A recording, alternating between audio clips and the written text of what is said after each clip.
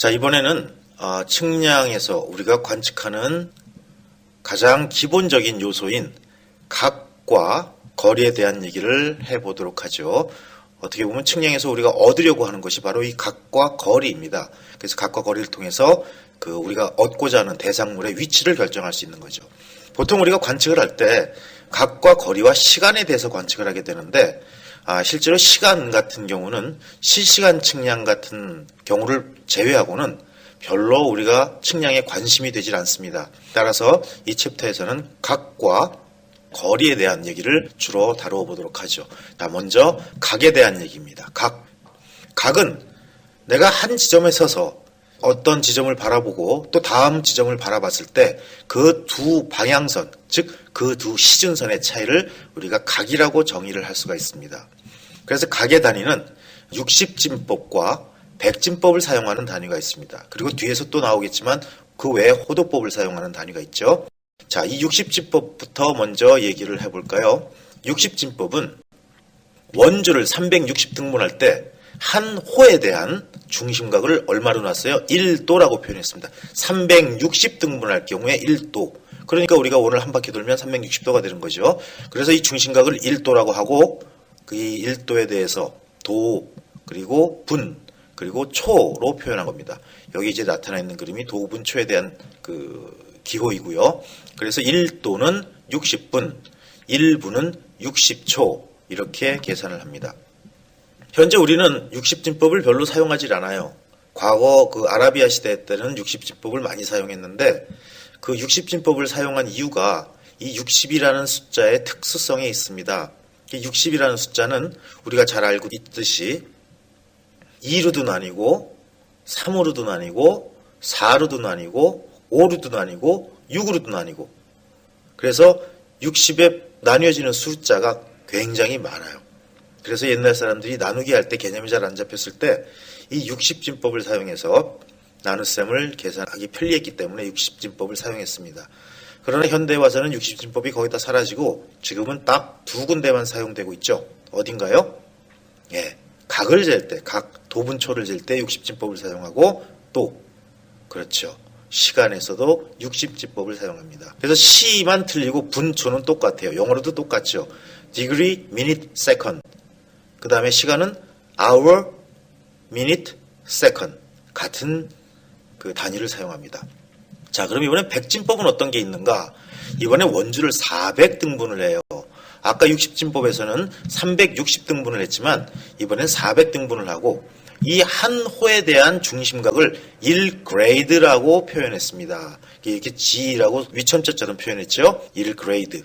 그래서 이 1그레이드는 다시 또 그 세분 단위가 센티그레이드. 센트란 말은 100 또는 100분의 1의 의미를 가지고 있어요. 그래서 여러분 잘 알지만 1달러, 미국 화폐 1달러가 100센트가 되는 거죠. 그렇죠? 센테니어라면 100주년이라는 뜻이고요. 그래서 1센티그레이드라고 표현하고 또 이 센티그레이드는 몇 개의 센티그레이드가 모인 거냐? 역시 100개의 센티그레이드가 모인 겁니다. 그래서 표현할 때 이 그레이드라고 해서 G라고 표현하고 센티그레이드는 CG, 그 다음에 센티그레이드는 CCG라고 표현했어요. 그래서 1그레이드는 100센티그레이드, 1센티그레이드는 100센티그레이드라고 표현을 합니다. 자, 이 도와 그레이드의 비율을 보면 90대 100이죠. 왜? 직각을 도에는 90도로 표현하고 100진법에서는 100그레이드로 표현하니까요. 그래서 1그레이드는 0.9도가 됩니다. 이 그림이 이제 이 90도 직각을 표현한 거와 100그레이드를 표현한 그림, 그 다음에 원주 한 바퀴를 돌았을 때 360도인 것과 400그레이드인 것, 이 두 가지가 포함이 되어 있습니다.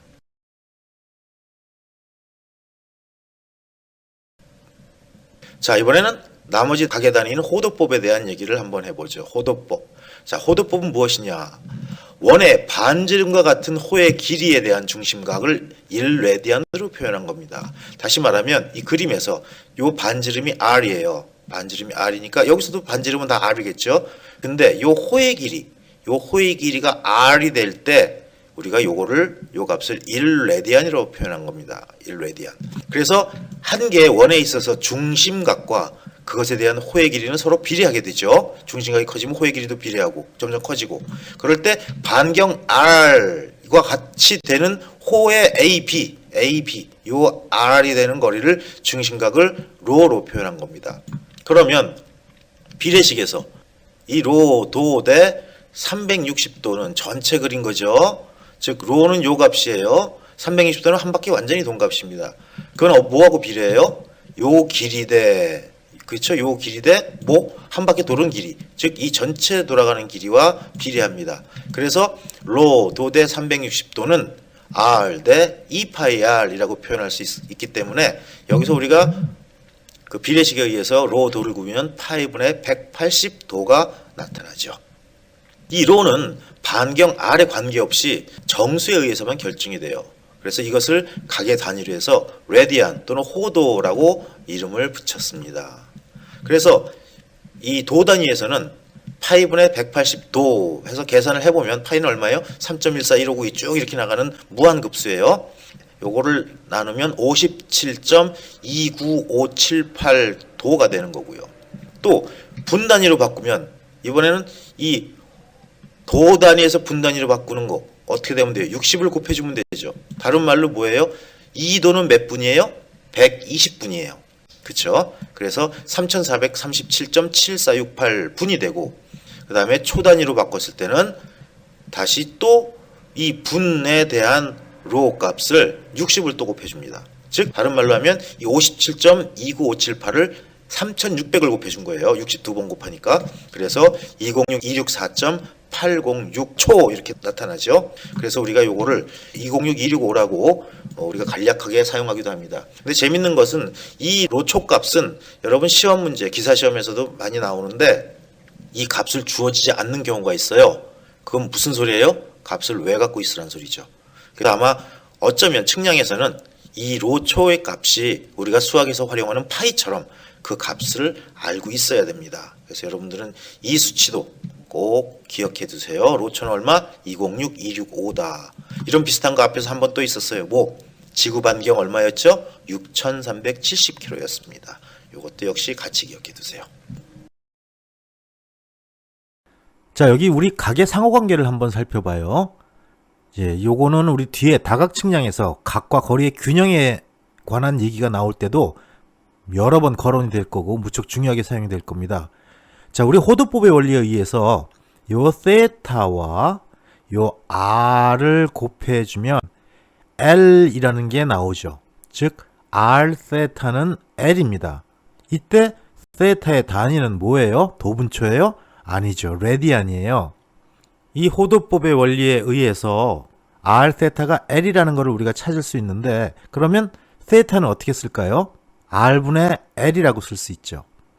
여기 이 피자 조각같이 생긴 요 호로 이루어진 요 다각형은 직각삼각형과 같다고 놓을 수가 있어요. 언제? 이 세타의 값이 무한히 작을 때, 즉 초단위로 나타날 때, 그리고 이 R, 여기선 D라고도 표현했는데 R 또는 D 값이 무지하게 멀다면 여기 L 값하고 델타 H 값은 별로 차이가 없을 거예요.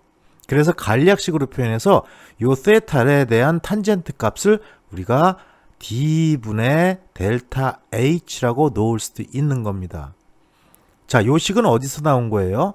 우리 아까 호도법의 원리에 의해서 세타는 R분의 L이라고 표현한다 그랬죠. 왜?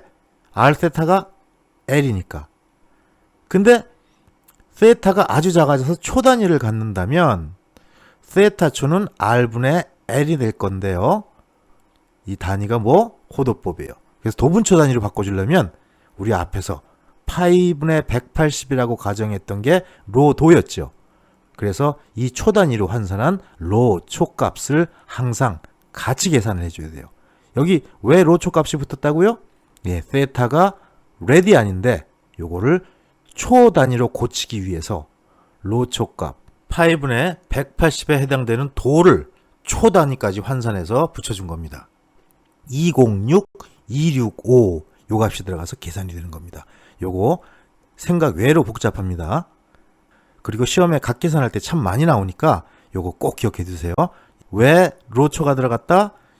일단 레디안을 도분초로 환산한 거니까. 그 다음에 이 θ가 아주 작은 초단위라 그랬으니까 로 값도 초에 해당하는 것을 갖다 끼워 넣어준 겁니다. 그래서 이 값이 얼마? 262665다.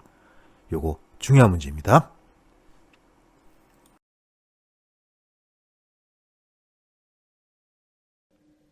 자, 이번에는 각의 종류에 대해서 한번 생각해 보도록 하죠. 각의 종류.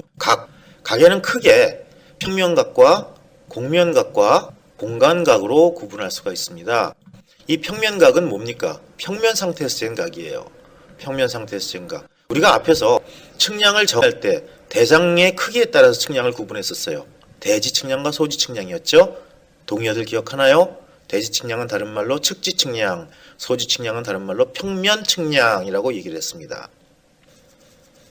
그럼 평면각은 뭐냐?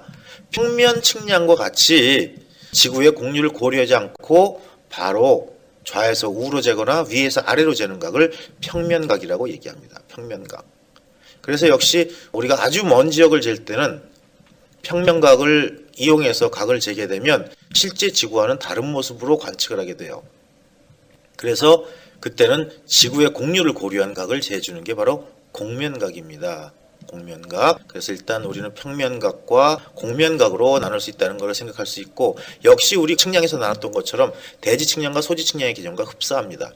그래서 지구를 평면으로 간주해도 좋은 지역에서는 평면각을 재는 거고, 그 다음에 지구의 공률을 고려해야 된다면 곡면각을 재야 되죠. 자, 그 다음에 공간각은 무엇이냐? 공간각은 우주에서와 같이 한 점에서 방사상으로 쫙 퍼져나갈 때 그 사이각을 관측할 때 우리는 공간각의 개념을 이용해서 각 관측을 하게 됩니다.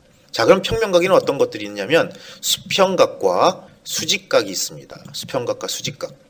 이 수평각은 말 그대로 좌에서 우 또는 우에서 좌 이런 식으로 우리가 수평선을 따라서 재는 게 수평각이고요. 수직각은 말 그대로 위에서 아래나 아래에서 위로, 즉 높낮이를 따라서 재는 게 수직각입니다. 이 수평각에는 크게 교각, 편각, 방향각, 광위각, 진북 방향각으로 구분이 되어 있어요. 이 5가지 꼭 기억하셔야 됩니다. 자, 교각은 말 그대로 사이에 낀 각이에요. 그 다음에 편각은 정의로 들으면 좀 어려워요. 전 측선의 연장선과 그 측선이 이루는 각. 아, 이게 뭔 소리래? 요거 그림을 보면 금방 단박에 해결이 되거든요. 뒤에 가서 그림 보고 설명할게요. 그 다음에 방향각. 방향각은 어떤 뜻을 갖고 있냐면 오른쪽으로 재는 각이다라는 의미를 갖고 있어요. 방향각. 오른쪽으로 재는 거. 다른 말을 하면 시계 방향으로 재는 거예요. 그때 이제 방향각과 방위각이 구분이 되면서 방향각은 도북, 지도의 북쪽에서부터 우측 방향으로 시계 방향으로 재는 각을 방향각이라고 얘기합니다. 우리 앞에서 북에 대해서 얘기했어요. 북은 크게 3가지가 있다 그랬어요. 뭐? 큰 북, 작은 북, 중간 북? 그게 아니죠. 예. 진북과 자북과 도북이 있다 그랬습니다. 진북은 뭐예요? 진짜 북쪽. 과거에 우리가 북극성의 방향이라고 생각하던 북쪽, 진북이에요. 지금은 이제 북극성 편차가 있다는 게 과학적으로 밝혀지면서 정확히 북극성의 방향이 아니라는 걸 우리는 알죠. 하지만 거의 북극성의 방향에 가깝습니다. 그 다음에 도북이 있어요. 도북은 뭐예요? 지도에서 표현하는 북쪽입니다. 보통 우리가 세계지도 같은 걸 펼쳐보면 전부 다 북쪽이 세로축으로 들어가 있습니다. 그게 도북이에요. 그 다음에 자북이 있죠. 자북. 나침반의 바늘이 가리키는 북쪽. 이게 다 같죠? 다 같으면 뭐하러 구분한대? 3개가 각각 다 틀립니다. 그래서 우리는 경우에 따라서 이 3가지를 다 다루어야 되는 경우가 있어요. 그럴 때 이 방향각은 도북을 기준으로 합니다. 그리고 아까 방향각의 의미가 뭐라 그랬어요? 오른쪽으로 재는 각이라 그랬어요. 우회각, 다른 말로 시계 방향. 그러면 방위각은 뭔데? 이건 측량에서 굉장히 많이 쓰이는 각이에요. 꼭 알아둬야 됩니다. 이건 진북을 기준으로 해요. 그래서 진북을 기준으로 우리나라 그 원점 할 때 원방위각 얘기가 한번 나온 적 있죠. 진북을 기준으로 시계 방향으로 재는 각을 우리가 방위각이라고 얘기합니다. 그럼 진북 방향각은 뭡니까? 자, 방위각을 진북 방위각이라고 하는 게 의미가 있나요? 의미가 없어요. 왜? 방위각 자체가 진북을 기준으로 하기 때문에. 근데 진북 방향각이란 말은 뭘까요? 아하, 그건 진북 쪽에서 지도의 북쪽과 틀어진 각이네. 그렇죠, 맞아요. 그래서 진북 방향각. 요 방향각과 방위각의 차이를 우리가 진북 방향각이라고 얘기합니다. 자, 그럼 수직각에는 뭐가 있느냐? 수직각에는 천정을 기준으로 하는 천정각과 천절을 기준으로 하는 천저각이 있어요. 천정이 뭐예요? 천정. 자, 우리가 우리 머리 끝을 쭉 계속 올려서 제일 높게 연장하는 선. 이 선이 천구와 만나는 점. 천구는 천체를 감싸고 있다고 가정한 가상의 큰 구를 얘기하는 거죠. 이러한 천구와 만나는 점, 천구와 만나는 점을 우리가 천정이라고 얘기합니다. 그러면 이 천정은 우리 머리 꼭대기에서 올라간 선이기 때문에 그것보다 더 높은 각은 가질 수가 없어요. 즉 천정이 가장 높은 각이라는 얘기죠. 따라서 천정각은 이 천정에서부터 내려오면서 잰 각, 요거를 우리가 천정각이라고 하고, 반대로 천전은 뭔가요? 천전은 천정과 반대로 우리 다리 밑으로 쭉 연장해가지고 어디와 만난 점? 예, 천구와 만난 점. 거기를 천저라고 합니다. 그럼 천저보다 더 낮은 각은 없어요. 그렇죠? 그래서 천저각은 천저에서부터 올라오면서 잰 각입니다. 그 다음에 안각과 부각이란 얘기가 있습니다. 다른 말로 좀 풀어서 얘기하면 상향각과 하향각이라고 얘기해요. 그럼 상향각이란 얘기는 뭐예요? 뭔가 기준에서부터 올라간 각이죠. 그럼 그 기준이 어딜까요? 벌써 눈치챘죠? 맞아요. 수평선에서부터 위로 올라가면서 잰 각. 그래서 우러를 앙자를 써서 앙각이라고도 표현해요. 그 다음에 하향각은 역시 수평선에서부터 내려가면서 잰 각. 그래서 부각이라고도 표현합니다. 자, 이제 자세히 하나씩 살펴볼게요. 평면각, 우리가 평면각인 수평각과 수직각으로 나눌 수가 있다고 얘기했습니다. 먼저 교각, 교각은 뭐예요? 자, 이 측선과 이 측선이 만났어요. 그래서 만들어지는 각, 요걸 교각이라고 합니다. 근데 내가 여기 화살표를 요 방향으로 나누는 건 의미가 있습니다. 왜? 대부분의 측량에서 우리는 우회각을 관측해요. 무슨 소리예요? 시계 방향으로 각을 재면서 관측을 한다는 얘기예요. 그래서 교각은 뭐예요? 전 측선과 그 측선이 이루는 각을 교각이라고 합니다. 자, 이번엔 편각을 볼까요? 편각은 자, 하나의 측선이 이렇게 있죠. 근데 거기에 점점점점 연장선을 만들었어요. 그리고 그 다음 측선이 있어요. 아하, 그럼 편각은 뭐예요? 전 측선의 연장선과 그 측선이 이루는 각, 즉 요각이 편각이 됩니다. 그래서 말로 하면 굉장히 어렵습니다. 편각의 정의는 전 측선의 연장선과 그 측선이 이루는 각, 어려운데 요 그림 하나만 딱 전 측선의 연장선과 그 측선, 요거 편각 하면은 여러분 머릿속에 쉽게 들어갈 거예요. 우리가 암기를 할 때 무조건 암기하는 방법도 있어요. 뒤집다 외는 방법도 있습니다. 또는 앞 글자만 따서 외는 방법도 있어요. 그렇죠? 그 외에 또 그림을 연상하면서 바로 직관적으로 팍 이미지를 찍어서 머릿속에 사진을 찍어두면 훨씬 더 기억이 오래 갑니다. 자, 방향각 앞에서 했죠. 뭐를 기준으로 한다 그랬어요? 도북을 기준으로 어디까지? 시계 방향으로 잰 각입니다. 주로 도북은 아까 지도에서 세로축으로 표현된다 그랬죠. 그래서 여기서는 N'으로 표시를 해놨고 이 도북에서부터 어느 방향? 시계 방향으로 잰 각. 요 파란색 각이 바로 방향각이 됩니다. 물론 여기서부터 여기까지 측선이 이렇게 있을 때 이 측선의 각을 얘기하는 거예요. 자, 그 다음에 방위각은 어디를 기준으로? 여기 북극성 보이죠? 반짝반짝 별이 빛나는 거. 이 북극성, 즉 진북에서부터 그 방향성까지 잰 각. 여기 회색으로 표현되어 있네요. 그래서 진북에서부터 시계 방향으로 잰 각. 요걸 우리가 방위각이라고 합니다. 이 방위각은 측량에서 굉장히 많이 쓰이는 각이에요. 아주 중요한 각이에요. 무지무지하게 중요한 각입니다. 꼭 기억하셔야 돼요. 방위각. 어디를 기준으로? 진북을 기준으로. 그래서 여기 제가 이제 노테이션을 달할 때 NT라고, 보통 N이라고 쓰는 경우도 많은데 NT라고 쓴 거는 true, 진북, true north라고 표현해서 이렇게 노테이션을 달아놓은 겁니다. 그럼 진북 방향각은 뭐다? 자, 우리가 여기서 진북과 도북이 이만큼 차이가 나죠? 요 사이각을 진북 방향각이라고 하는데 이 측량에는 아주 무지막지하게 동의어들이 많이 나옵니다. 좌우선 수차. 요것도 우리 기억해둬요. 이거하고 앞에서 지오이드 할 때 나왔던 연직선 편차하고 헷갈리면 안 돼요. 좌우선 수차. 그래서 도북과 진북의 사이각. 요거를 우리가 진북 방향각이라고 얘기합니다. 자, 이번에는 평면각 중에서 수직각에 대해서 자세히 한번 살펴볼게요. 수직각은 일단 크게 천정각, 천저각과 상향각, 하향각으로 나눈다 그랬어요. 그래서 천정, 아까 우리가 뭐라 그랬죠? 우리 머리를 쭉 위로 올려서 연장시켜서 어디까지? 천구까지 연장시켜서 만나는 점이 천정입니다. 그리고 또 우리 다리 밑으로 쭉 연장시켜서 어디까지? 천구까지 가는 점, 이거를 천저각이라고 얘기해요. 이 천정보다 더 높게 올라갈 수 있는 각은 없어요. 그래서 천정보다 낮죠. 그래서 천정에서부터 내려오면서 잰 각이 천정각입니다. 반대로 천저각은 천저에서부터 올라가면서 재는 각이 천저각이에요.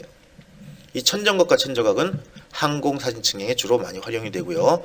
그 다음에 이제 상향각과 하향각. 상향각은 수평면을 기준으로 해서 올라가면서 재는 각이 상향각이에요. 그래서 우러를 앙자를 써서 앙각이라고도 표현한다 그랬어요. 하향각은 역시 수평면을 기준으로 내려가면서 재는 각. 하향각, 그래서 부각이라고도 표현을 합니다. 그래서 우리가 이제 플러스 마이너스 방향으로 표현하긴 하는데 어쨌든 간에 그 상향각은 앙각, 하향각은 부각. 기준이 뭐다? 수평면이다. 자, 그래서 일반 측량이나 천문 측량의 지평좌표에 많이 활용하는 각이 이 상향각과 하향각입니다. 자, 이번에는 곡면각에 대한 얘기를 한번 해보죠. 곡면각. 그 곡면각은 말 그대로 곡면으로 만들어지는 그런 각입니다. 즉 넓은 지역에서 지구와 같이 곡률을 고려하는 각이다. 그래서 구면 또는 하원체 면상의 각을 의미하는 겁니다. 곡면각. 그래서 주로 큰 지역, 넓은 지역, 둥그런 넓은 지역이에요. 그냥 똑바로 평면의 넓은 지역이 아니라 둥그런 넓은 지역. 그래서 천문 측량이나 대지 측량과 같은 대규모 대상의 측량에 활용합니다. 대지 측량은 다른 말로 뭐였어요? 네, 측지 측량이었죠. 동의어들 꼭 같이 가져가야 됩니다. 그래서 구면삼각형을 기초로 한다라고 얘기합니다. 구면삼각형은 삼각형의 세 변이 직선이 아니고 호로 또는 현으로 둘러싸인 이런 삼각형이에요. 즉 그림에서 보면 A, B, C라는 삼각형을 우리가 그렸는데 실제로 얘는 큰 원상에다 그렸죠. 그 원상에다 그렸기 때문에 우리는 그릴 때 직선으로 걷지만 이거는 실제로 직선이 아니라 호입니다. 다시 말하면 옛날에 수박 장사들이 수박을 팔 때 그 칼로 삼각형을 잘라서 조금 잘라서 맛을 보여주죠. 껍데기를 맛을 보여주는 게 아니고 알맹이를 맛을 보여주는데 껍데기에다 칼을 그어요. 칼을 그을 때 어떻게 굽니까? 분명히 그 사람들 직선으로 쭉쭉쭉 삼각형을 걷을 거예요. 그리고 칼로 쑥 뽑아내면 어떻게 돼요? 분명히 긋기는 직선으로 걷는데 둥근 수박면이었기 때문에 곡선의 호를 갖습니다. 즉 삼각형의 세 변이 직선이 아니라 곡선으로 이루어졌다는 얘기예요. 그래서 이 구면 삼각형의 내각의 합은 반드시 180도보다 커요. 평면 삼각형, 종이에다 그린 삼각형은 삼각형이 내각의 합이 180도가 안 되면 안 돼요. 이건 진리예요. 하지만 구면 삼각형은 그 구의 규모에 따라서 180도가 반드시 더 크게 나타납니다. 그래서 각각의 변은 호로 구성이 되어 있다. 자, 그러면 여기서 구가량에 대한 얘기를 해야 돼요. 우리 구면 삼각형도 마찬가지죠. 우리가 일반적으로 말하는 삼각형은 평면 삼각형입니다. 평면 삼각형. 즉, 이 삼각형이 평면 삼각형이죠. 근데 이러한 지구와 같은 데서 삼각형을 그리면 이 삼각형은 이렇게 나와요. 이걸 구면 삼각형이라고 얘기하는 거예요. 구면 삼각형. 그래서 일반 삼각형은 우리가 평면 삼각형 그냥 삼각형하고 얘기했지만 이 구에서 그릴 때는 구면 삼각형이라는 언급을 꼭 해주어야 합니다. 그래서 이 구면 삼각형은 아까 전부 다 현으로 곡선으로 둘러싸였다 그랬어요. 그렇죠? 곡선으로 이렇게 둥글게. 자, 그럴 때 이 구가량이란 말은 뭐예요? 구면에서 뭔가 과하게 나타나는 양인가 보네. 그쵸? 자, 그럼 내용을 보죠. 구면 삼각형의 경우는 내각의 합이 180도보다 크게 나타나요.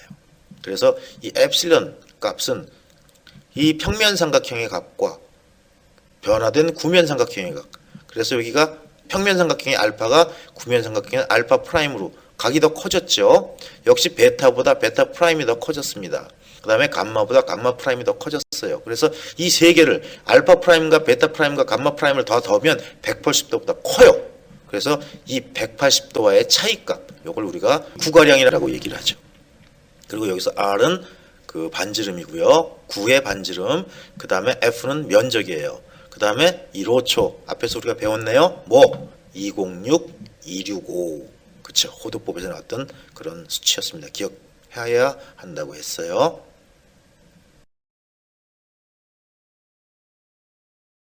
자, 마지막으로 공간각.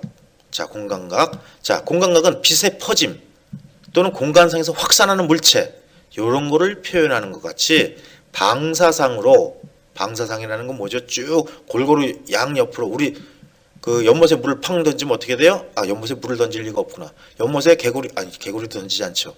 연못에 돌을 던지면 개구리가 맞아 죽어요? 그 얘기 하려고 그런 게 아닌데, 연못에 돌을 던지면 파문이 생깁니다. 이렇게 쭉 파문이 점점 커지죠. 동일원으로, 동심원으로, 동심원, 중심이 같은 원들이라는 뜻이에요. 동심원으로 쭉 파문이 생겨요. 그런 거를 이제 방사상으로 퍼져간다고 얘기를 해요. 그래서 방사상으로 퍼져나가는 대상물의 움직임을 표현하는 데 많이 사용합니다. 그래서 넓이와 길이의 제곱과의 비율, 요거로 표시되기 때문에 스테라디안을 사용하는 각이 바로 공간각이 돼요. 라디안은 앞에서 설명한 내용을 다시 한번 정리하면 이 반지름과 이 길이가 같을 때 거기에 중심각을 우리가 라디안이라고 표현했습니다. 우리 SI 유니트에서 얘기했죠. 보조 단위로. 스테라디안은 뭐예요? 이 반지름을 가져갈 때 이 단면적, 구의 면적이 아니고요. 구에서 위에 걸 딱 쳐내고 평면으로 평평하게 만들었을 때의 면적, 요게 R 제곱이 될 때 우리가 요 각을 스테라디안이라고 표현을 해요. 그래서 공간각은 스테라디안을 사용합니다.